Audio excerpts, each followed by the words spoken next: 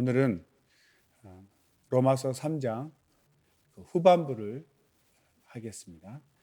19절로부터 31절까지 되는데 세 단락으로 크게 나누어서 한 단락씩 진도를 나가도록 하겠습니다. 로마서 그 3장의 제목은 믿음으로 말미암는 의 아닙니까? 그래서 우리가 받은 그 의는 행위로 말미암지 않고 하나님께서 주신 은혜, 곧 믿음으로 말미암아 받은 은혜, 이신칭이라고 합니다. 그래서 믿음으로 말미암는 은혜가 무엇인지 또 어떻게 이루어졌는지를 오늘 본문을 통해서 함께 나눠보도록 하겠습니다.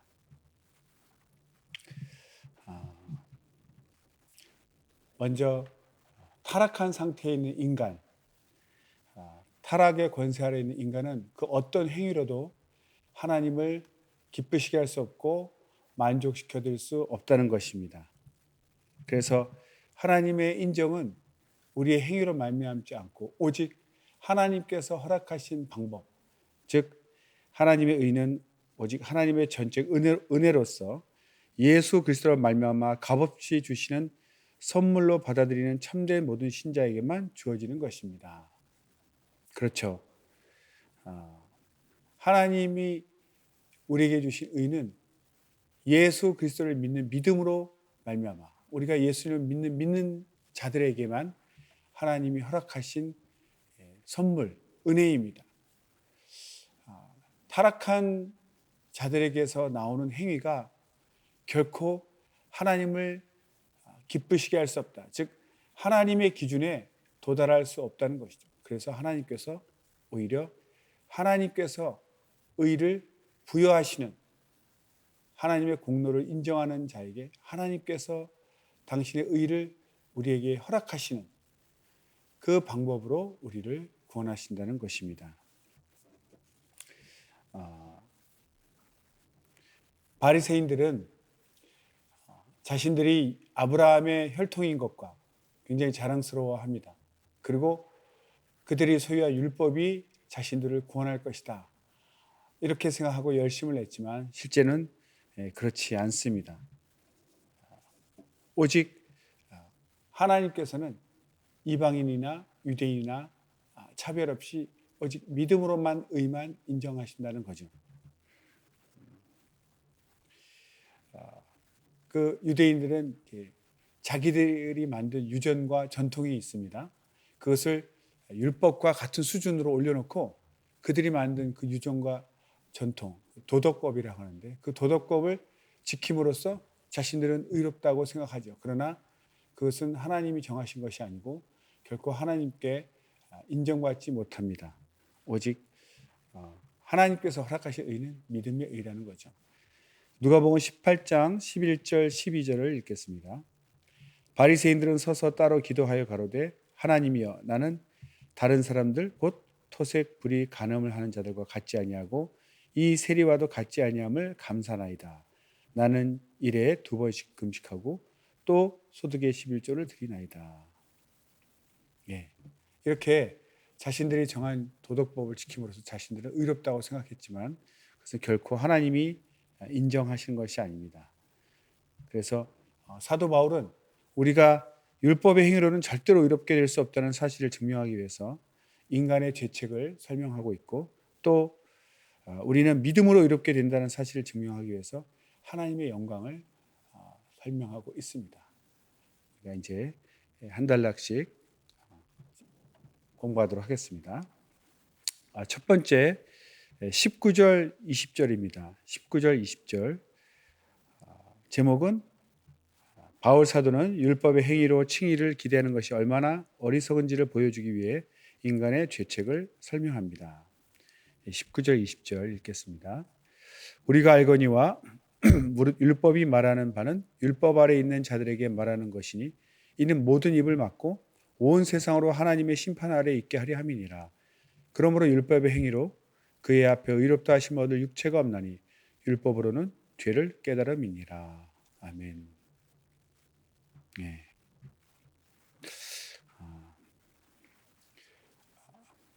하나님의 율법을 우리가 정말 지켰다면 그 율법에 의해서 우리가 의롭다함을 받을 수 있겠지만, 우리가 깨뜨린 율법, 우리가 지키지 않은 율법에, 그 율법에 다시 우리가 의롭다함을 받는다는 것은 불가능하다는 것이죠. 우리가 어겨놓고 무시한 그 율법이 나를 다시 구원할 수 있도록 그 율법에 간청하고 아무리 사면을 요청해도 율법은 허락하지 않는 것이죠. 그래서 우리가 이미 어겨버린 율법에 의해서 다시 의로워질 가능성은 없습니다. 그리고 그것이 먼저 이제 유대인에게 먼저 적용이 되는 것이죠. 율법 아래 있는 자들에게 말하는 것이다. 그렇죠. 먼저 율법을 받았기 때문에 먼저 유대인들에게 그것이 해당 사항이 있습니다. 그러나 그것이 꼭 유대인에게만 해당하는 것이 아니라 모든 인간들에게 다 적용된다는 것을 확대 적용하고 있죠. 그래서 율법 아래 있는 자들에게 말하는 것이고, 또 이는 모든 입을 막고 온 세상으로 하나님의 심판 아래 있게 하려 함이니라. 그러니까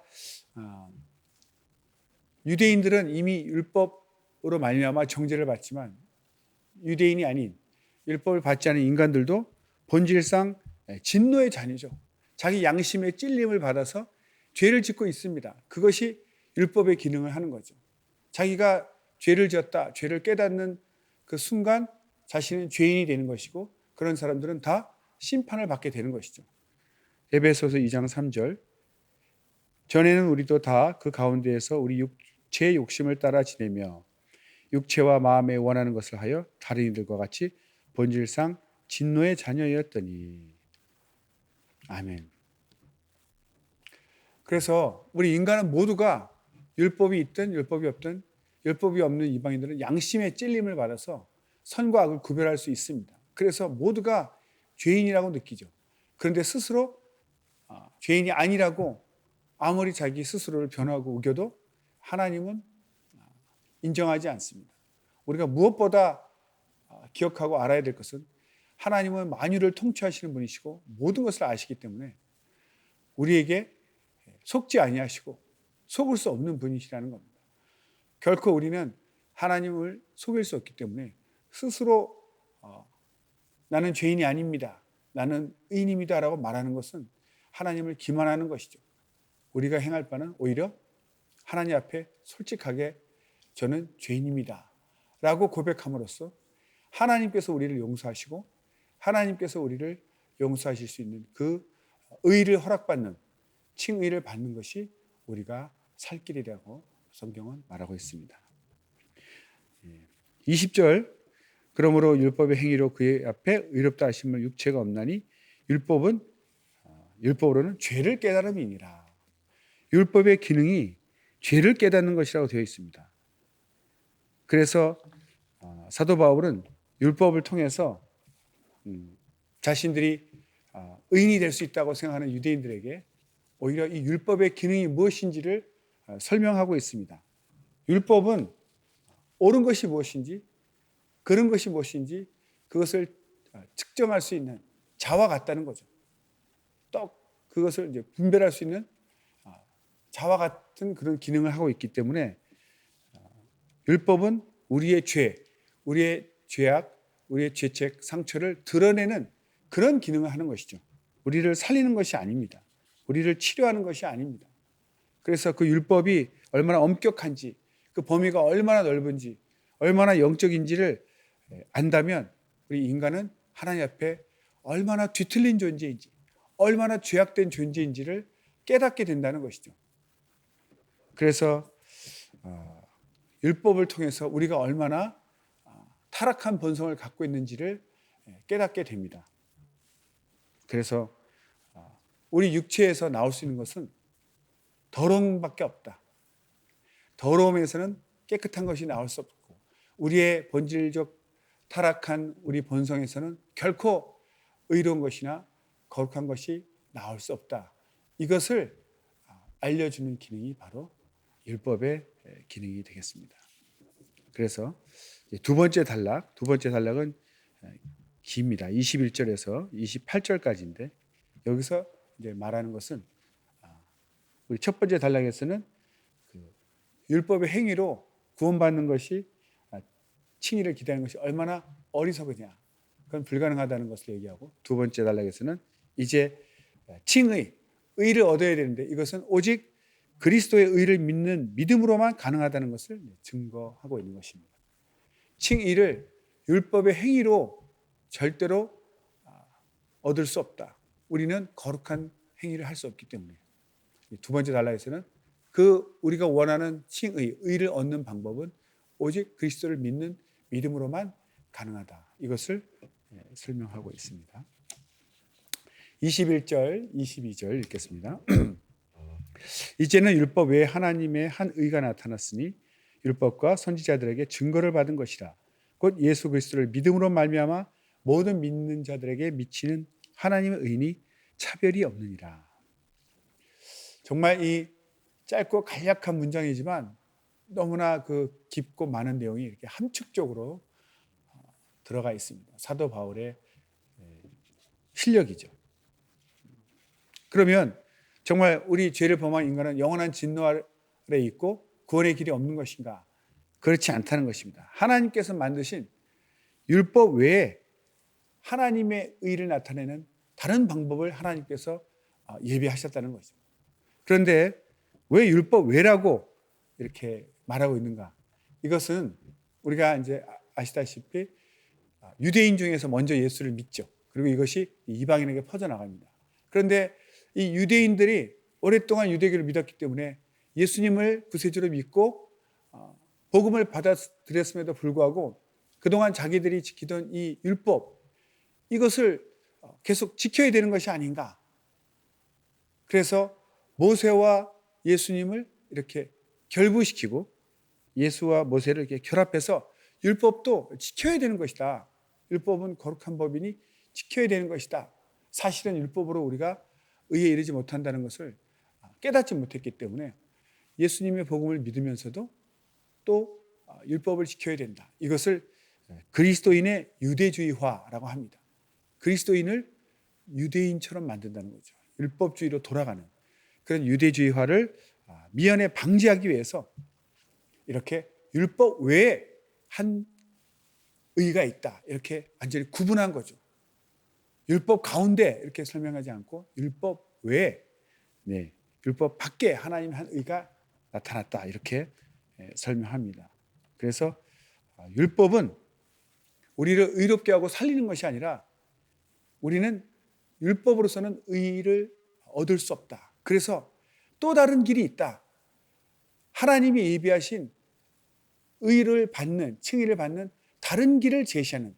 그래서 이쪽 길은 막혔습니다. 돌아가는 길이 있습니다. 라는 그것을 알려주는 기능을 하고 있다는 것이죠. 그래서 사도행전 10장 43절, 사도행전 10장 43절 읽어보겠습니다. 저에 대하여 모든 선지자도 증거하되 저를 믿는 사람들이 다 그 이름을 힘입어 죄 사함을 받는다 하였느니라. 이 말은 베드로 사도가 고넬료 이방인 집에 가서 예수 그리스도를 증거할 때 한 말입니다. 그러니까 우리가 믿는 예수님은 갑자기 이렇게 나타난 예수님이 아니라 율법으로 인해서 율법과 선지자들에 의해서 증거된 분이시다.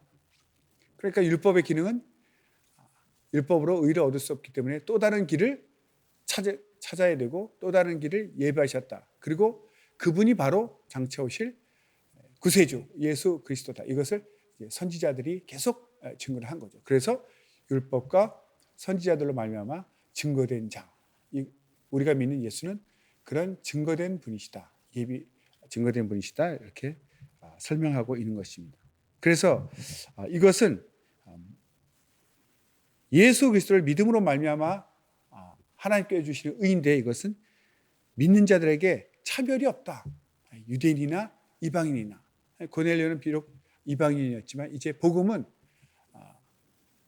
율법은 유대인에게만 주어졌지만 복음은 유대인 이방인 할 것 없이 모든 인류에게 차별 없이 주어졌다는 것을 설명하고 있습니다. 그래서 23절에 모든 사람이 죄를 범하였음에 하나님의 영광에 이르지 못하더니,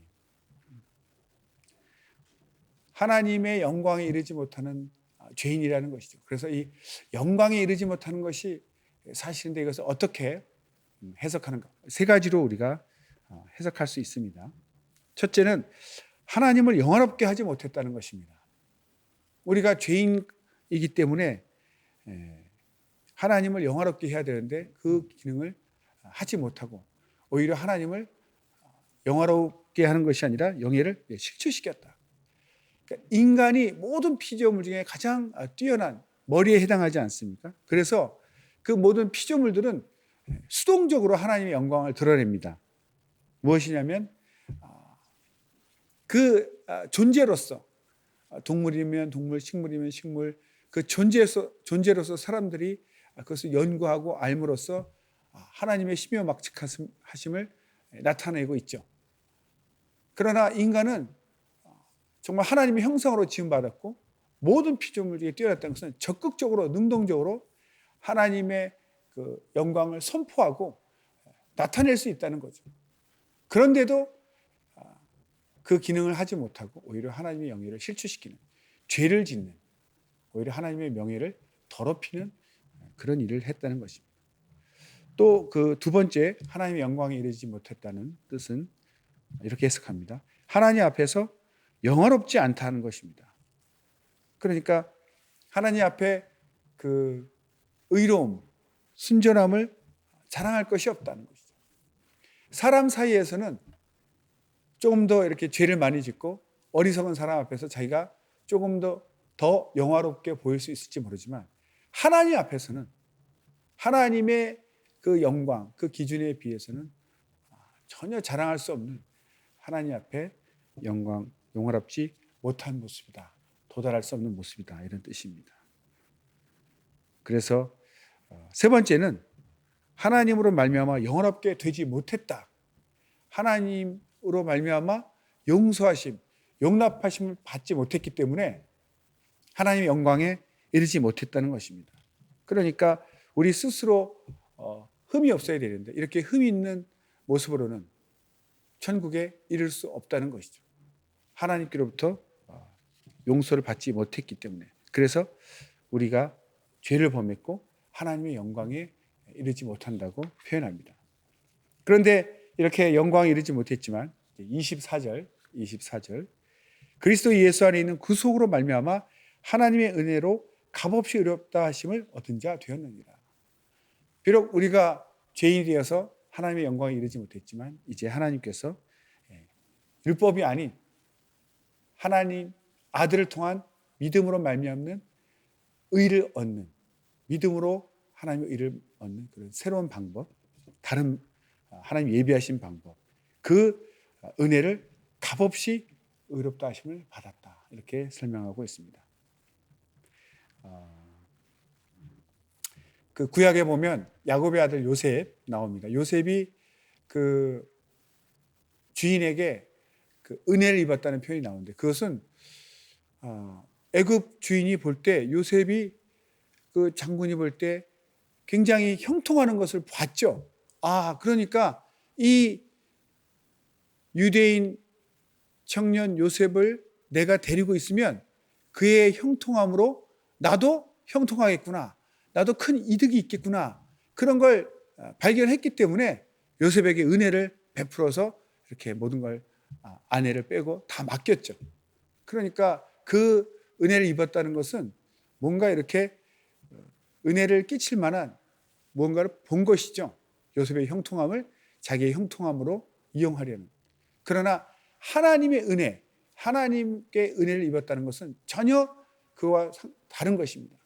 우리에게 전혀 기대할 것이 없고 바랄 것이 없는데 일방적으로 은혜를 베푸셨다는 것입니다.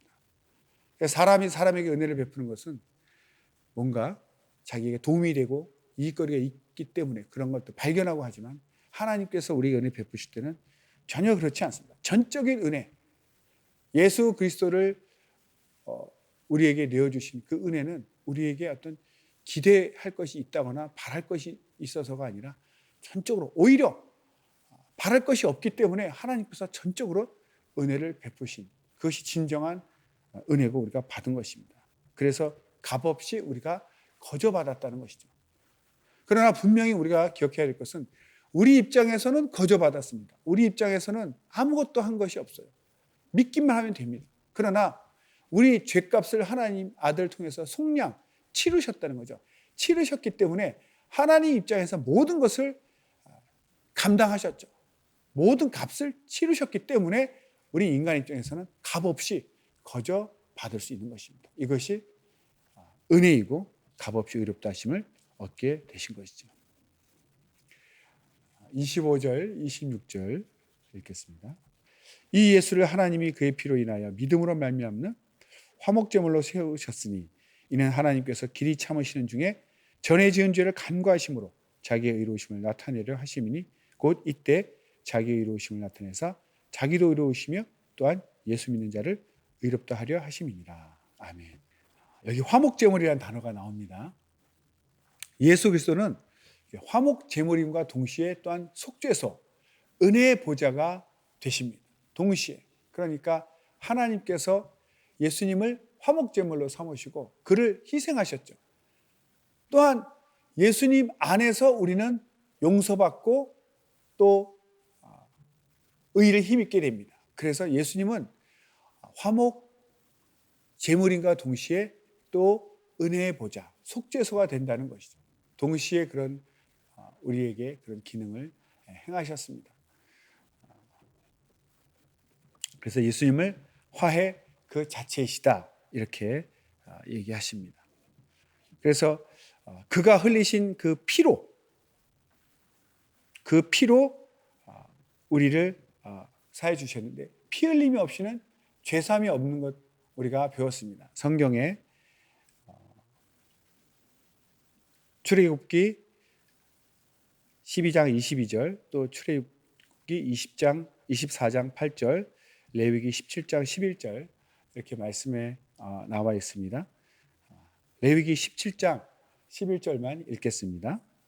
레위기 17장 11절 육체의 생명은 피에 있음이라 내가 이 피를 너희에게 주어 단에 뿌려 너희의 생명을 위하여 속하게 하였나니 생명이 피에 있으므로 피가 죄를 속하느니라.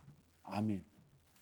그가 예수님께서 우리에게 화목제물로 드려질 때 그 피를 흘리셨죠.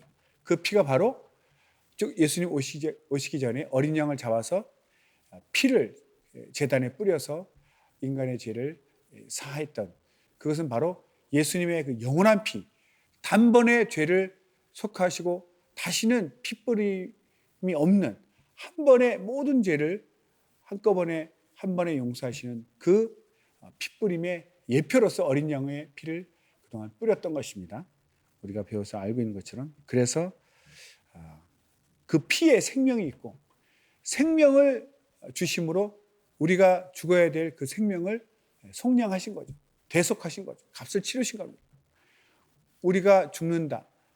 우리가 생명을 버리게 되는데 하나님의 아들께서 그 생명을 주심으로 우리 생명값을 대신 치르셔서 그 피에 생명이 있기 때문입니다. 즉 예수님의 피값 곧 우리의 생명값을 치르셔서 우리가 의롭다 하심을 받고 구원을 얻게 된 것입니다.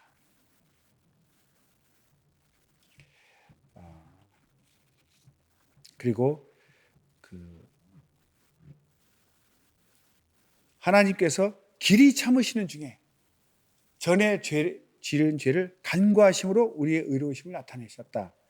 자기의 의로우심을 나타내셨다. 이렇게 되어 있는데 그 길이 참으시는, 오래 참으시고 우리 지은 죄를 간과하신다는 것은 바로 단번에 우리를 이제 심판하지 아니하시고 우리에게 기회를 주신 거죠. 집행유예라고 그러죠. 죄를 지어서 정죄를 했습니다. 당신은 죄인입니다. 그러나 형을 집행하지 아니하고 지평을 유예하는 거죠. 그래서 다시 살아날 수 있는 기회를 주고자 유예를 하는 것 아닙니까? 하나님께서 우리에게 그렇게 하셨다는 거죠. 누가복음 13장 7절 8절 읽어보겠습니다. 과원지기에게 이르되 내가 3년을 와서 이 무화과 나무에 실과를 구하되 얻지 못하니 찍어버리라. 어찌 땅만 버리느냐? 대답하여 가로되 주인이여 금년에도 그대로 두소서. 내가 두릅하고 거름을 줄이니. 아멘. 그러니까 이 열매 맺지 못하는 이 무화과 나무는 당연히 이제 땅만 허비하기 때문에 찍어버리고 열매 맺는 다른 나무로 대체를 해야 되겠죠. 그런데 그 과원지기가 간구합니다. 간청합니다. 금년만 더 기회를 주십시오. 내가 두릅하고 거름을 줘서 열매를 맺게 맺도록 내가 돌보겠습니다. 그래서 주인이 이렇게 유보해 주는 거죠.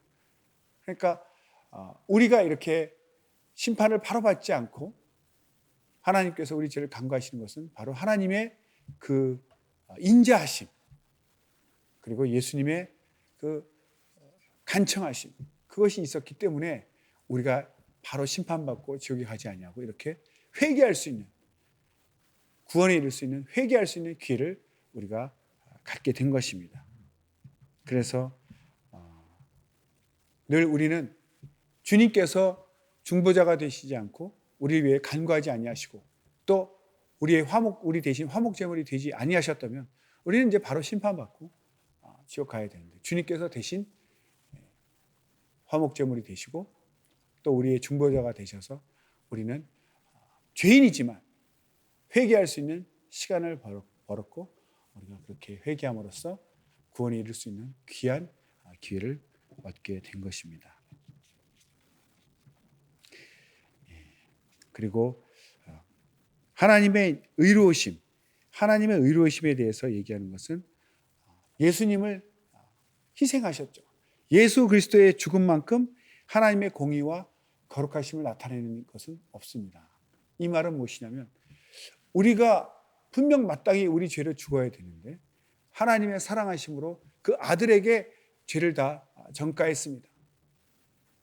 그래서 우리는 회개할 수 있는 시간을 벌었고 대신 예수님이 우리의 죄를 다 짊어지셨죠. 그러나 죄는 심판하시는 하나님의 공의로움, 하나님의 거룩함, 공의로우심이 있기 때문에 비록 자신의 아들이라 할지라도 죄를 짊어진 이상 죽여야 되는, 희생시켜야 되는 것이 하나님에게는 마땅한 일이죠. 그래서 정말 당신의 사랑하는 아들이지만 죄를 짊어졌기 때문에 아들이라 할지라도 누구든지 죄를 지은 사람은 심판을 받아야 된다는 것이 바로 하나님의 공의입니다. 그래서 아들만이라도 이렇게 빼내는 것이 아니라, 예외시키는 것이 아니라 아들일지라도 죄를 짊어졌기 때문에 심판하시고 죽게 하셨습니다. 이것이 바로 하나님의 진정한 공의를 나타내는 것입니다. 우리는 그 예수님의 은혜로 살아나게 되셨죠. 고린도후서 5장 21절에도 표현되어 있습니다.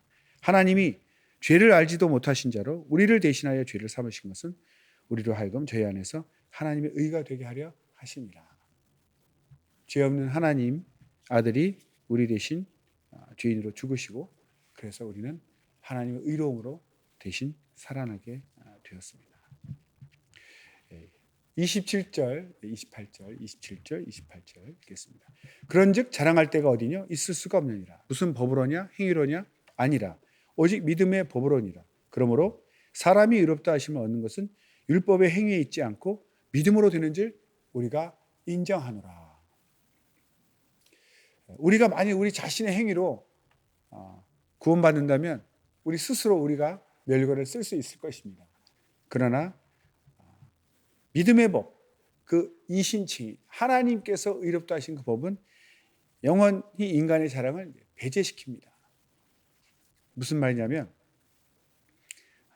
우리가 믿는 이 믿음은 전적으로 하나님을 의존하는 그런 믿음, 의존적 은혜, 또 자기를 비우고 자기를 부인하는 은혜, 도무지 우리가 한 것이 없습니다. 하나님의 죄 없는 아들까지 희생시켜서 우리를 구원하시기 때문에 우리는 하나도 한 것이 없죠. 그래서 우리는 하나님 앞에, 사람 앞에 자랑할 것이 없습니다. 안타까운 것은 우리가 하나님 모를 때는 스스로 자기가 의인이라고 착각하고 의인인 척했습니다. 그러나 우리가 예수님을 믿고 회개하고 하나님의 의를 힘입어서 이제 비로소 자랑할 것이 없는 겸손한 자가 되었습니다. 그런데도 이 겸손을 깨닫지 못하고 여전히 자신은 하나님의 의로움을 받을 만한 자격이 있는 것처럼, 자격이 있다고 또 착각을 계속해서, 죄인일 때도 착각하고 예수 믿고도 착각해서, 나는 하나님의 사랑 받을 만한 자격이 있어, 하나님의 의를 받을 만한 자격이 있지, 그래서 의인된 것을 아주 자랑하고 오히려 다른 사람 막 판단하고 정죄하는 사람이 있습니다. 이것은 진정으로 복음을 깨닫지 못한 것이죠. 정말 우리는 죄인이었고 하나님이 우리를 구원하셨다는 것을 알기 때문에 절대로 우리는 자랑할 것이 없는 정말 겸손한 자, 겸손할 수밖에 없죠. 나는 아무것도 한 것이 없고 오직 죄덩어리, 죄인이었는데 하나님께서 일방적으로 우리를 의롭다 하셨기 때문에 진정으로 겸손할 수밖에 없습니다. 그래서 우리는 하나님 앞에 영원토록 겸손한 자가 되어야 될 것입니다. 그래서 우리가 이신칭의로 하나님의 의를 힘입어서 의인이 된 것은 하나님 앞에는 가장 큰 영광을 돌리는 것이죠. 무엇인가 우리가 자랑할 것이 있고 우리 의가 섞였다면 하나님께 영광을 100% 돌릴 수 없지만 우리가 한 것이 없이 하나님의 은혜로만, 믿음으로만 구원을 받았기 때문에, 의인이 되었기 때문에 우리는 전적으로 하나님께 영광을 돌릴 수밖에 없습니다. 그래서 하나님께 가장 큰 영광을 돌릴 수 있는 것이죠. 마지막 세 번째 단락 29절로 31절, 이것은 바울 사도는 이신칭의가 주는 특권의 범위에 대해서 증명하고 있습니다. 읽어보겠습니다. 29절에서 31절. 하나님은 홀로 유대인의 하나님뿐이시뇨 또 이방인의 하나님은 아니시뇨 진실로 이방인의 하나님도 되시느니라. 할례자도 믿음으로 말미암아 또는 무할례자도 믿음으로 말미암아 의롭다 하실 하나님은 한 분이시니라. 그런즉 우리가 믿음으로 말미암아 율법을 폐하느뇨 그럴 수 없느니라. 도리어 율법을 굳게 세우느니라. 아멘. 그 31절 그 첫 부분에 보면 하나님은 홀로 유대인의 하나님뿐이시뇨. 그렇지 않다는 것이죠. 이 전제가 불합리하다, 잘못되었다 이런 뜻입니다. 인자하심과 자비가 사랑이 무한하신 하나님이 어떻게 유대인들만 구원하시고 유대인에게만 자신의 호의를 베풀 수 있겠습니까? 모든 인간, 다른 이방인의 자손들도 하나님의 구원의 은혜에 들어올 수 있도록 인도하시죠. 그래서 유대인만의 하나님은 아니고 또 이방인의 하나님도 되신다. 진실로 이방인의 하나님도 되시는 차별이 없는 공평하신 하나님에 대해서 얘기하고 말씀하고 있습니다. 그리고 30절에도 할례자도 무할례자도, 그러니까 할례자는 유대인을 얘기하겠죠. 반복하고 있습니다. 할례받은 유대인이나 할례받지 않은 무할례자인 이방인들도 똑같이 다 믿음으로 하나님께서 의롭다 하실 것이다. 그렇게 말씀하실 분은 하나님 한 분이시다. 그러니까 유대인이나 이방인이나 할례받은 자나 무할례자나 모두가 다 양자가 오직 한 분, 한 길로 하나님으로 말미암아 의인이 된다는 것입니다. 차별이 없다는 것이죠. 그렇게 책에 설명이 되어 있습니다. 수단과 방법을 나타내는 이제 영어 그 단어 중에 이제 by와 through가 있는데, 뭐뭐로 하다, 뭐뭐를 통해서 하다, 이게 단어만 사실 다르지 뜻은 거의 같죠. by가 through가 서로 차이가 거의 없는 것처럼 유대인과 이방인에도 차별이 없다, 이렇게 강조하고 있습니다. 마지막 31절 굉장히 중요한 말씀입니다. 그런즉 우리가 믿음으로 말미암아 율법을 폐하느냐? 그럴 수 없느니라. 도리어 율법을 굳게 세우느니라. 율법을 폐하느냐? 아니다. 율법을 굳게 세운다. 이렇게 얘기하고 있습니다. 왜냐하면 지난번에 말씀드렸지만 사도 바울의 이 평등 교리, 차별이 없다. 유대인, 이방인, 율법을 받은 자, 받지 않은 자, 할례 받은 자, 받지 않은 자, 차별 없이 동일하게 하나님이 사랑하신다, 구원하신다. 이렇게 평등 교리를 설명하죠. 그게 복음입니다. 그랬더니 유대인들이 갑자기 이제 반발을 하는 거죠. 그러면 율법이 필요 없다는 것이냐? 율법을 지키지 않아도 된다는 것이냐? 율법이 필요 없구나. 이렇게 나가는 것이 바로 율법 폐기론자들입니다. 그래서 율법 폐기론자들이 지금도 있죠. 그들의 생활은 아주 방탕하고 방종합니다. 거룩함이 없어요. 믿음으로 구원받는데 행위가 무슨 상관이냐? 행위 필요 없다며. 그래서 생활은 완전히 더럽게 죄악을 막 짓죠. 믿기만 하면 구원받는다. 이렇게 주장하죠. 사실은 잘못된 것이죠. 또 반대로 율법 폐기론자가 아닌 율법주의자도 있습니다. 율법주의자는 무엇이냐면 곧 믿음으로 구원을 받아야 되는데 처음에 나왔던 그리스도인의 유대주의화 이렇게 얘기했죠. 그 율법도 지켜야 된다. 복음으로만 안 된다. 그래서 율법을 복음과 동등하거나 복음 위에 더 위에 그 권위를 둠으로써 율법으로만 구원받는 믿음으로만 구원받는 것을 희석시키는 복음을 오히려 부정하는 믿음으로 구원받는 그 칭의를 부정하는 그런 주의가 있습니다. 그것이 바로 율법주의자들이죠. 그러나 이 사도 바울의 이 말은 율법주의자도 잘못된 것이고 율법 폐기론자들도 잘못된 것이다라는 것을 말하고 있습니다. 율법은 여전히 우리의 과거를 자각하게 하고 미래에 대해서 지시합니다.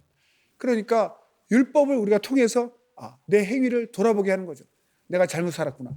그래서 회개하게 하고 앞으로도 거룩하게 살아야 됩니다. 이렇게 우리의 삶을 거룩하게 만드는 기능을 합니다. 율법이 우리를 구원하는 것은 아니지만 우리가 거룩하게 살아야 된다는 것을 계속해서 깨닫게 해주는 것이죠. 그래서 오히려 복음은 믿음으로 하나님의 의로 구원을 받지만 그 의로운 삶을 지키기 위해서는 율법이 말하는 바 거룩함을 계속 지켜나가야 된다. 그래서 율법은 폐기하는 것이 아니라 더 굳게 세우고 강화하는 것이죠. 심지어 예수님은 율법은 행위의 법이라면 마음속까지 정죄하는 마음의 음란한 마음만 품어도 직접 육체로 간음한 것과 같게 여기시고 마음의 미움만 품어도 직접 사람을 죽인 살인죄와 똑같이 여기신다고 할 정도로 하나님께서는 죄에 대해서 아주 민감하시고 죄를 더 깊이 말하고 계십니다. 그래서 이 율법을 폐기하는 것이 아니라 더 굳게 세우고 강화하시는 거죠. 그래서 복음으로 구원받는다. 이 말이 율법을 지키는 유대인만 구원하는 것이 아니라 이방인도 구원한다. 이렇게 하나님의 은혜가 하나님의 의가 공평하게 차별 없이 미친다라는 그런 뜻이지 율법이 필요 없다는 뜻이 절대로 아닙니다. 우리도 하나님의 계명 또 십계명 우리가 항상 보고 있지 않습니까? 십계명 안 지켜도 되는 것입니까? 아니죠. 십계명에 하나님의 의와 거룩함이 나타나 있기 때문에 십계명은 지금도 지키고 평생도록 지켜야 될 계명입니다.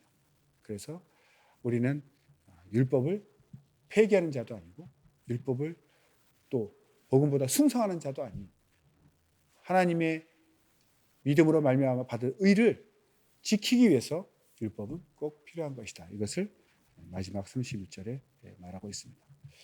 결론적으로 이 3장은 결국 행위로는 우리가 구원에 이를 수 없고 율법을 지켜서 얻는 구원, 의가 아니라 하나님 아들을 희생하신 하나님의 은혜를 믿는 예수 공로를 믿는 믿음으로 말미암아 의에 이르는 이신칭의의 방법으로 우리는 구원을 받는다는 것을 말하고 있습니다. 오늘은 여기까지 하겠습니다. 다음 주에 4장으로 나가도록 하겠습니다. 감사합니다. 기도하겠습니다.